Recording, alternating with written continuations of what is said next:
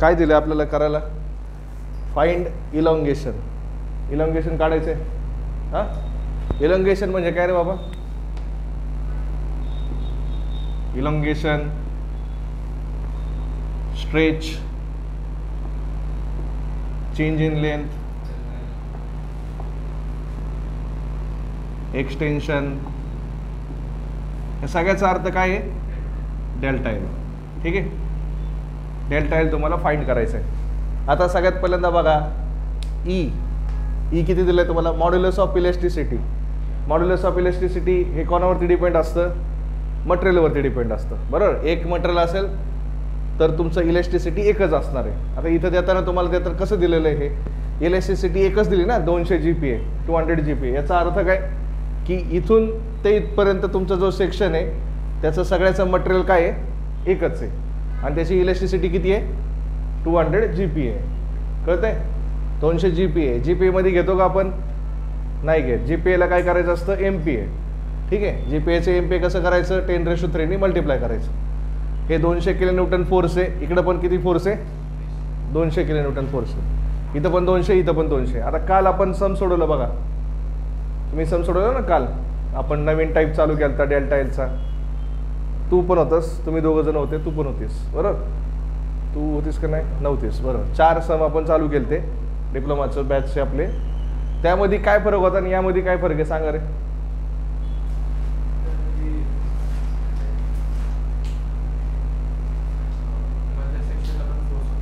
Forces वेगवेगळे होते ना. इथं पण फोर्स होता, इथं पण फोर्स होता, वेगवेगळे फोर्स होते. इथं कसं दिलंय? पूर्ण सेक्शनसाठी 2च फोर्स आहेत किंवा एकच फोर्स आहे. काय व्हॅल्यू त्याची? 200 kN. इकडे पण 200 kN, इकडे पण 200 kN. मग आपण काल जसं सम केलं तर याचे 3 पार्ट वेगळे करायचे, तसं करायची गरज आहे का? 3 पार्ट वेगळे करून आपण काय केलं तर फोर्स काढलेलं का नाही वेगवेगळ्या? ते तसं करायची गरज नाही. म्हणजे तुम्ही कशावरनं ओळखणार ते की त्याचे 3 पार्टचं करायचं आहे का असं डायरेक्ट करायचं आहे? इथं जर दोन्हीकडे सेम फोर्स असतील, तिकडे 200 kN, इकडे 200 kN, जर फोर्स सेम असतील तर तुम्ही डायरेक्ट सम चालू करायचं सोडवायला. आपल्याला काय विचारले? Delta L total. मग डेल्टा एल टोटलचा फॉर्म्युला काय? डेल्टा एल टोटल म्हणजे काय? चेंज इन लेंथ टोटल काढा. आता प्रत्येकाचं सेक्शन वेगवेगळं दिसतंय का? हां, म्हणजे तुम्ही दोन्ही साईडनी जर ओढलं तर त्याच्या डायमीटरनुसार त्याची चेंज इन लेंथ प्रत्येकाची काय असणार आहे? वेगवेगळी असणार आहे.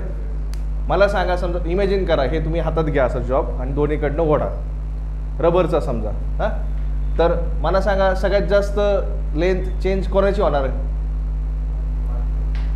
कुठल्याची? कुठल्या सेक्शनची? या सेक्शनची, या सेक्शनची का या सेक्शनची? कोणत्या? मधला. का बरं?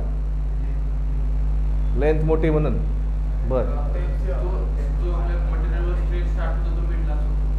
हां, बरं.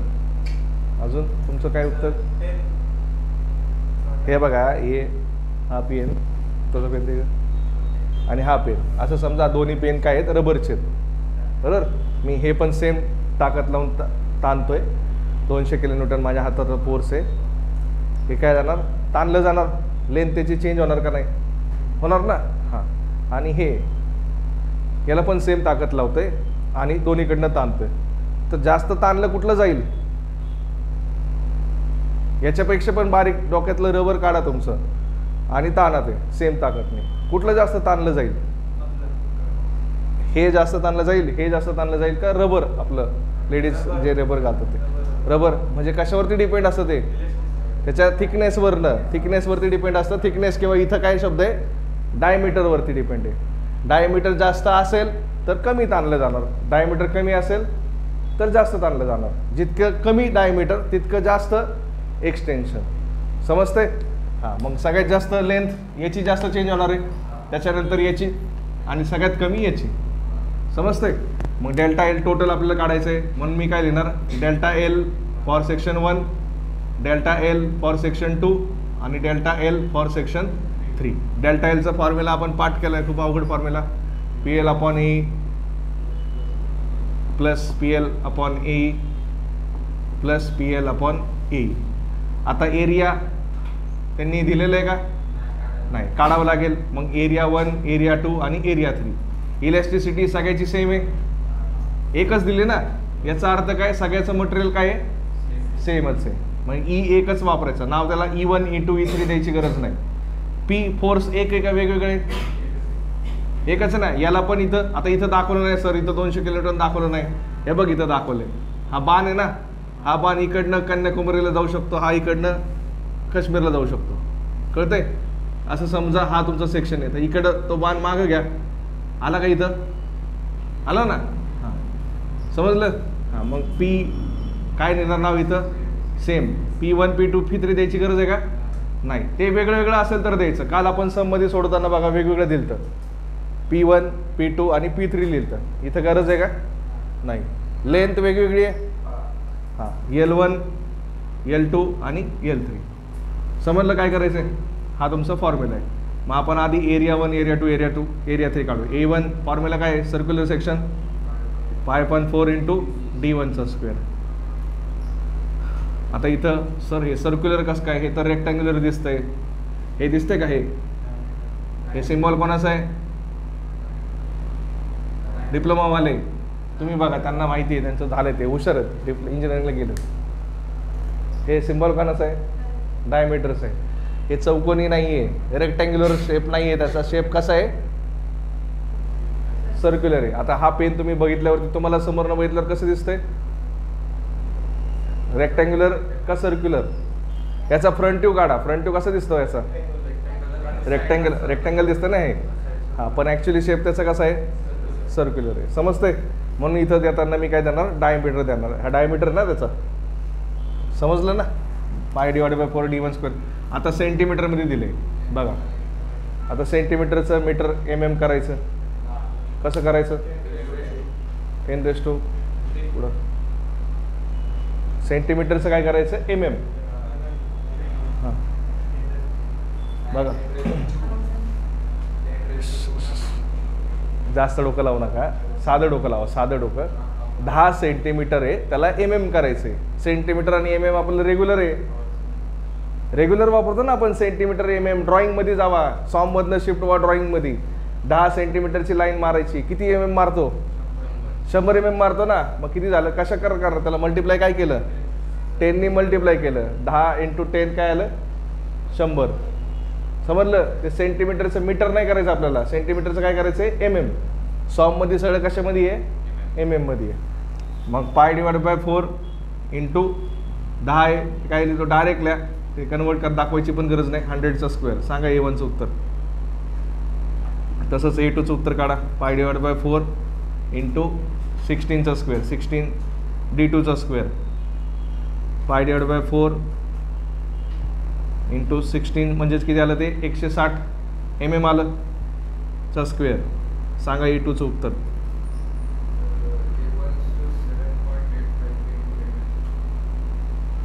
Into 10⁻³ MM².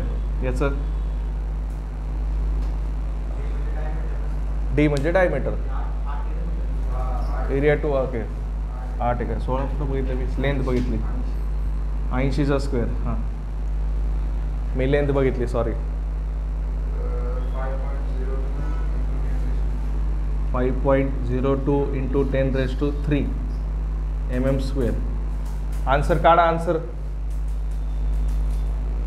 आन्सर काढायचं आणि ENG बटन दाबायचं.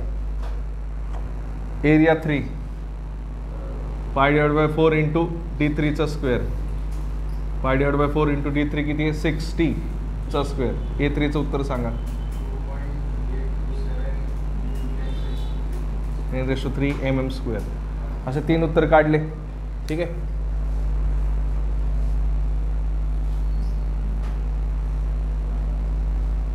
म्हणून ΔL टोटल परत फॉर्म्युला लिहितो तिकडचा, PL1/A1E, PL2 / A2E, PL3 / A3E. सांगा व्हॅल्यू.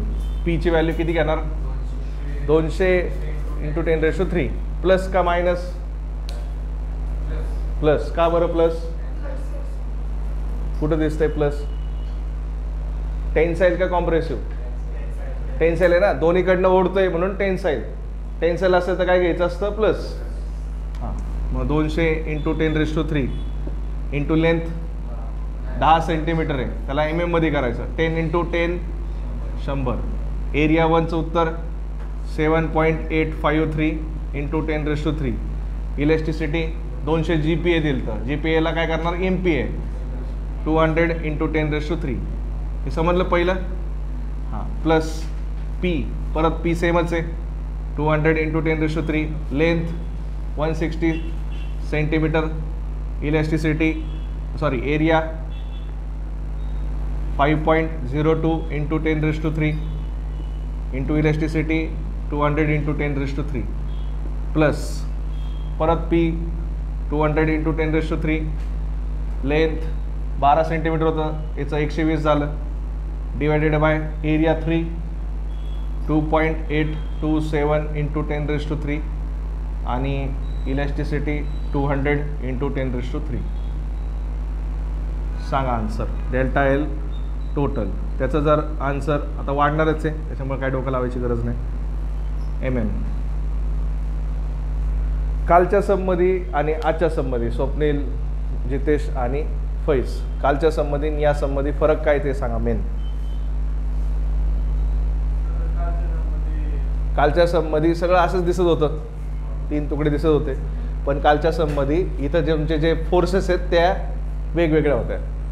इथं फोर्सेस कशा दिल्यात, 2च दिल्यात, म्हणजे एकच दिली आहे फोर्स, म्हणून आपण डायरेक्ट सोडवणार. एरिया 1, एरिया 2, एरिया 3 काढणार आणि डायरेक्ट व्हॅल्यू टाकणार. कळलं. आता हे तिन्ही एकत्र नसेल निघत, 2 काढा प्लस आन्सर पुढचं 0.087 875 8705.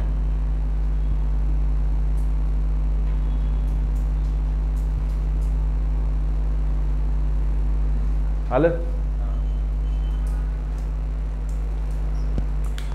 समजलं कसं तुम्हाला दोघींना. ठीक आहे, लिहून घ्या. कालच्या टाईपमध्येच लिहा. टाईप 1 तुमचा याचा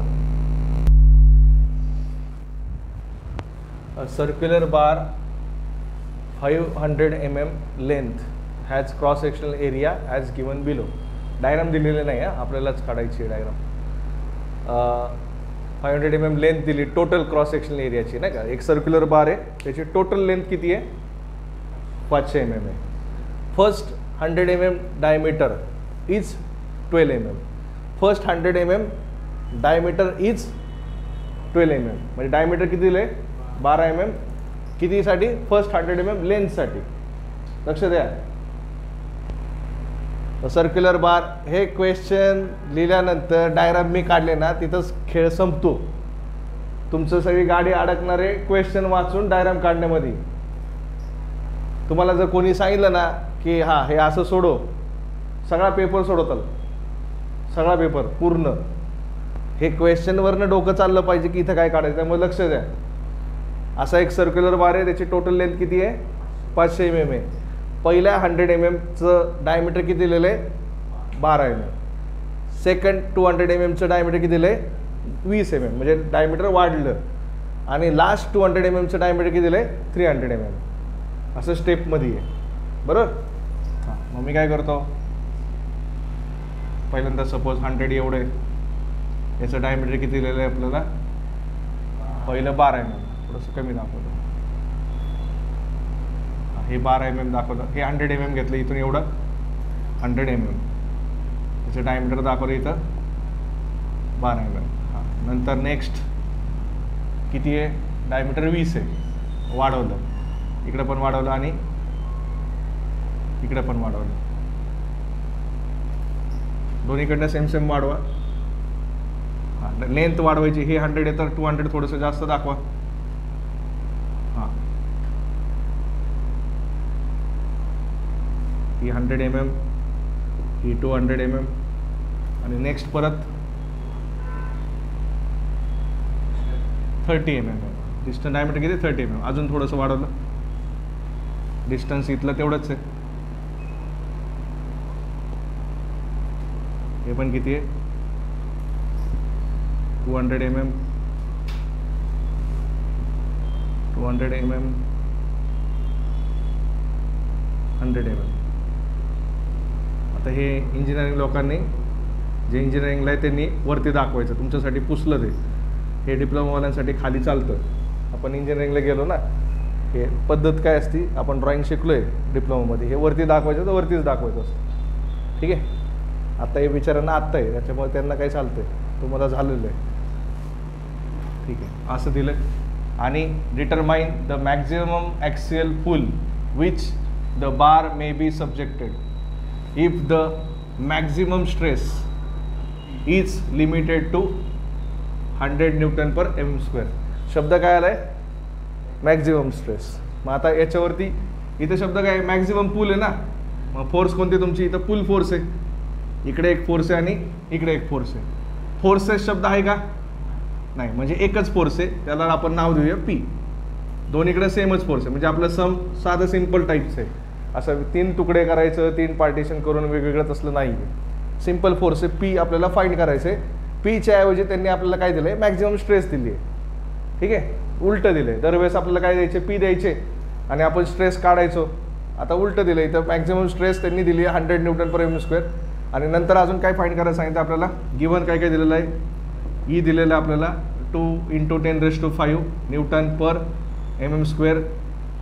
स्ट्रेस मॅक्झिमम दिली तुम्हाला 100 Nm/mm². हां, आणि फाइंड काय करायचं बाबा आपल्याला? पी फोर्स फाइंड करायची आहे आणि डेल्टा एल टोटल फाइंड करायचं आहे. इलॉंगेशन दिसतंय? Find total elongation. शब्द समजला का? क्वेश्चन कळला का? कळला? हो म्हटलं ना, मी विचारणार लगेच. कळालंय? हो, कॉन्फिडेंटली बोल, आवाजामध्ये जरा दंप आहे. हो कळलं. थोडंसं नीट बोला. होम कळालंय? क्वेश्चन कळालंय? मुंबई कुठं अडलंय? ते मॅक्झिमम स्ट्रेस तुम्हाला दिलेली आहे का इथं? विच डिटरमाइन मॅक्झिमम ॲक्सियल पुल. म्हणजे काय काढायचं आपल्याला? पी काढायचं आहे.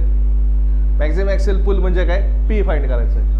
Which the bar may be subjected, ज्याच्यावरती बार सब्जेक्टेड आहे, ज्याच्यावरती बारवरती तो फोर्स पडलेला आहे, त्याच्यामुळं इफ द मॅक्झिमम स्ट्रेस, त्याच्यामुळं मॅक्झिमम स्ट्रेस किती तयार झाली आहे? Is limited to 100 Nm/mm². असं त्यांनी तुम्हाला दिलेलं आहे. स्ट्रेस तुम्हाला दिलेली आहे, पी तुम्हाला काढायचं आहे आणि डेल्टा एल तुम्हाला टोटल काढायचं आहे. बरोबर?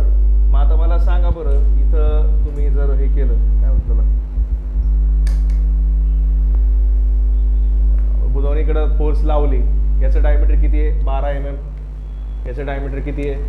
20 mm, 20 mm. आणि याचं डायमीटर 30 mm.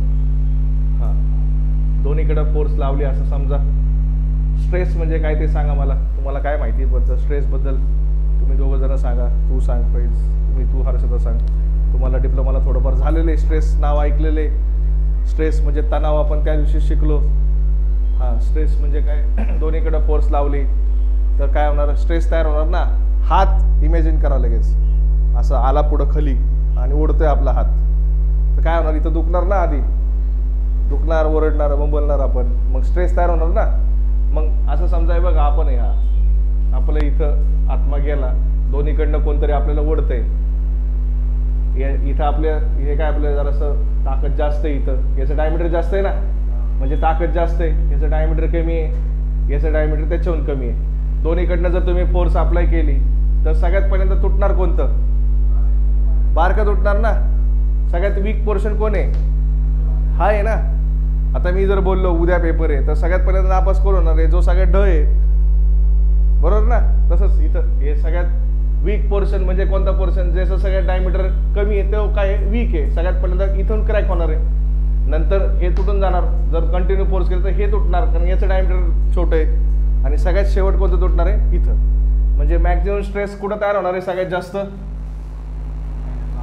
जास्त स्ट्रेस, तणाव कुठं तयार होणार आहे? सगळ्यात जास्त, आता बोललो असतो, जाऊ दे, नाही बोलू शकत. सगळ्यात जास्त भीती कोणाला वाटणार आहे? यालाच वाटणार ना.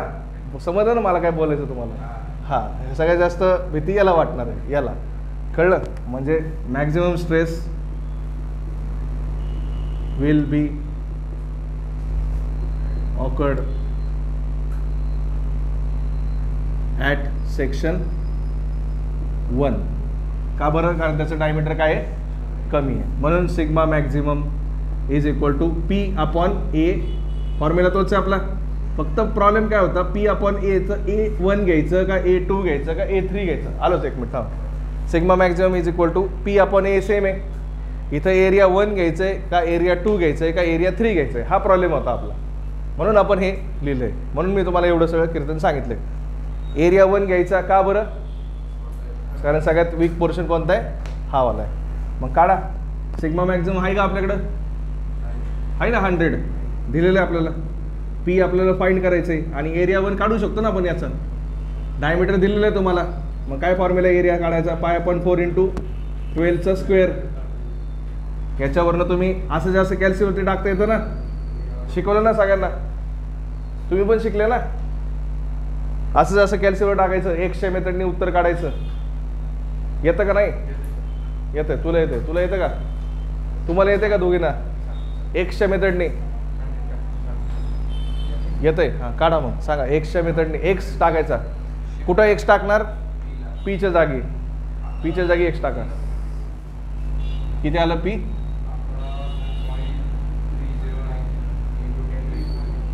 10⁻³ न्यूटन. असं आले का बघा बरं.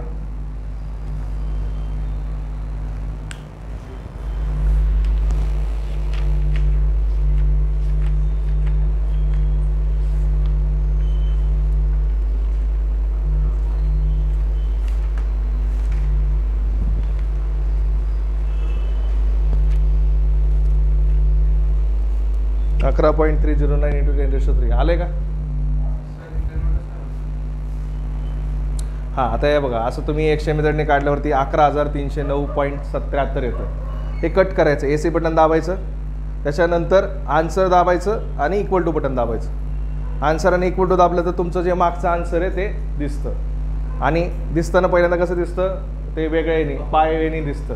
तर SD बटन दाबायचं. SD मध्ये दाबलं तर काय येतं? ते पॉईंटमध्ये उत्तर येतं. 11,309.73 असं उत्तर आलं आहे. मग कोणतं बटन दाबणार?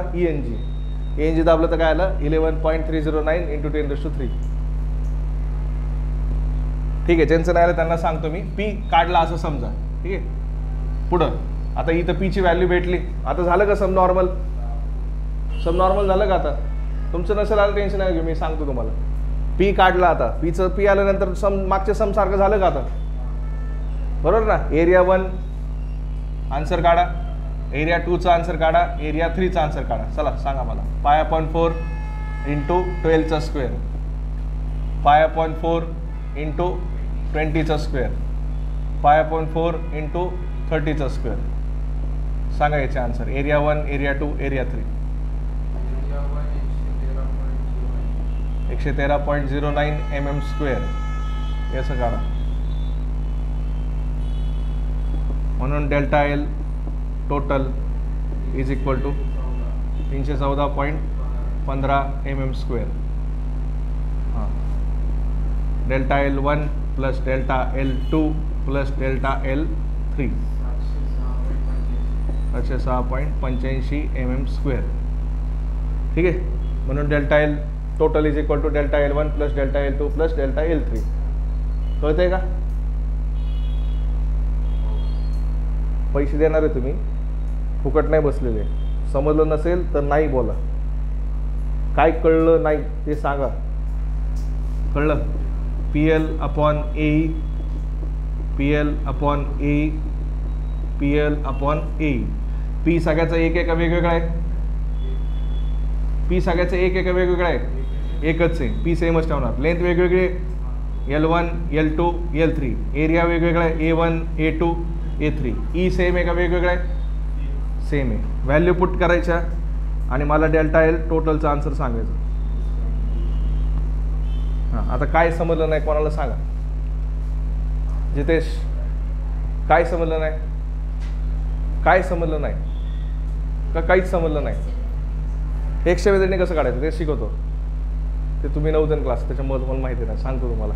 तुला एक्सच्या मेथड नक्की येते ना? शिकवली ना? नाही येत. बरं टाका कॅल्सीवरती 100. घे कॅल्सी घे. 100 टाक. 100 टाकायचं. आता इक्वल टू बटन कॅल्सीवरती 2 ठिकाणी आहे. आपलं जे पांढऱ्या कलरचं ते इक्वल टू नाही.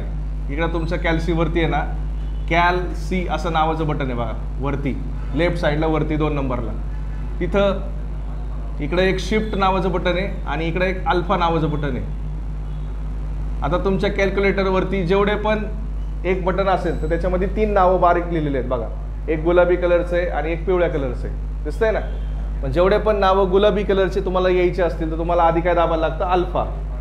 आणि जेवढे पण येलो कलरचे नाव आहेत, पिवळ्या कलरचे नाव आहे, ते येण्यासाठी आधी तुम्हाला काय दाबायला लागतं, शिफ्ट. आता कॅल्सी नावावरती इथं 2 नावं लिहिले आहेत, सॉल्व आणि असं इक्वल टू.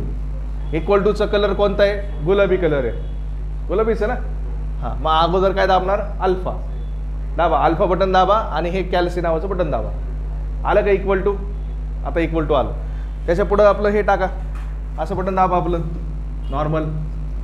इथं पी टाकायचं. आता पी तर आपल्या कॅल्सीमध्ये नाही आहे. पी म्हणजे काय आहे, अननोन आहे, जे आपल्याला टाकायचं आहे. पी माहिती नाही ना, मग पी माहिती नाही तर काय टाकणार त्याच्याऐवजी, एक्स. एक्स कसं टाकणार, सेम तसंच. असं बटन आहे कॅल्सीवरती ब्रॅकेटवालं.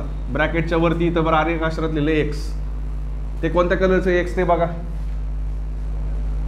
असं बटन दिसलं ते कोणत्या कलरचं आहे, गुलाबी कलरचं आहे, रेड कलरचं आहे. मग अल्फा दाबा आणि हे बटन दाबा. आलं का एक्स. खाली या, हे असंच्या असं टाका. पाय अपॉन 4 पाय टाकता येतो ना, पाय टाकता येतो ना, हां टाका हे. आणि कॅल्सीला सॉल्व करायला सांगायचं, आपण स्वतः सॉल्व करायचं नाही. इक्वल टू बटन दाबलं तर सिंटॅक्स एरर येणार. कॅल्सीला सॉल्व करायला द्यायचं आहे. मग कॅल्सीला सॉल्व करायला द्यायचं आहे म्हणजे बघ इथं सॉल्व दिसतंय. मग काय दाबणार, आधी शिफ्ट दाबणार. शिफ्ट कॅल्सी आणि शिफ्ट आणि कॅल्सी दाबलं की कॅल्क्युलेटर विचारतं सॉल्व फॉर एक्स असं विचारते ना ते. सॉल्व फॉर एक्स म्हणजे काय, सॉल्व करू का एक्ससाठी. तर ते सॉल्व करू का एक्ससाठी म्हटलं तर कधी कधी तुमचं मागचं जर आन्सर आलेलं असेल तर तिथं खाली दिसतं. तुमचं काहीतरी आन्सर आलेलं असेल तिथं खाली दिसतंय, ते जुनं आन्सर असतं, ते बघायचं नाही. तो क्वेश्चन विचारतोय कॅल्सी की सॉल्व करू का, तर सॉल्व कर बाबा. इक्वल टू बटन दाबायचं, साधं नॉर्मल आपलं इक्वल टू, आणि 2 मिनटं थांबायचं. नाही नाही, नुसतं इक्वल टू दाबायचं. आन्सर दाबून दाबायचं नाही. आन्सर केलं की तुम्ही मल्टिप्लाय होणार त्याला. 11309 आलं. आता ते कट करायचं. एसी बटन दाबायचं. एसी बटन दाबायचं. त्याच्यानंतर आन्सर बटन दाबायचं. आन्सर बटन दाबायचं. दाबलं आणि इक्वल टू बटन दाबा. आलं का परत 11309. 11309 आलं. ते आता ते मोठं आलंय आपल्याला, त्याला ENG मध्ये करायचं. मग ENG बटन दाबा. ENG नावाचं बटन आहे ते दाबा. ते हे उत्तर येईल. ENG मध्ये आलं का, 11.309 × 10⁻³ आलं. समजलं एक्सची मेथड काय. ठीक आहे. आता याचा आन्सर काढा. Delta L total.